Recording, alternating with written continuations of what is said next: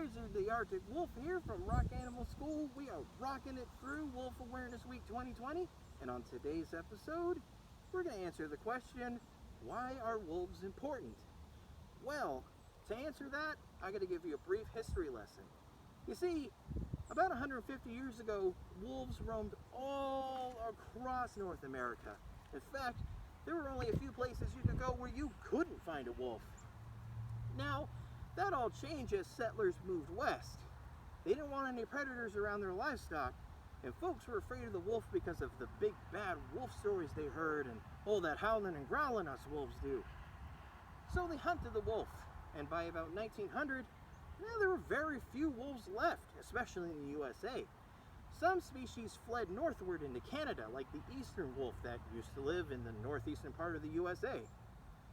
Now, eventually, wolves were put on the Endangered Species Act, and that way they were protected from hunting and trapping. This allowed reintroduction efforts to start, and one of the earliest success stories happened in Yellowstone National Park in the 1990s. Once wolves gained a foothold there, scientists noticed some interesting changes occur in the park. Fish that had been missing in rivers for years were back. You see, the riverbanks had been eroded by all those stampeding herds of ungulates. With the herds balanced out, well, those fish came back. And not only the fish, but different tree and plant species that hadn't been able to grow for years were growing again.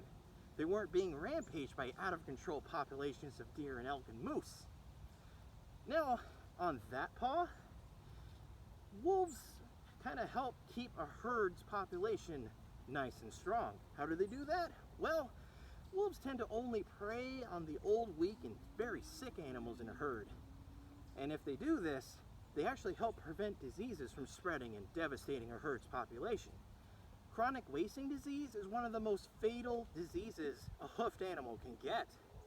And with wolves around, it keeps that from spreading out of control.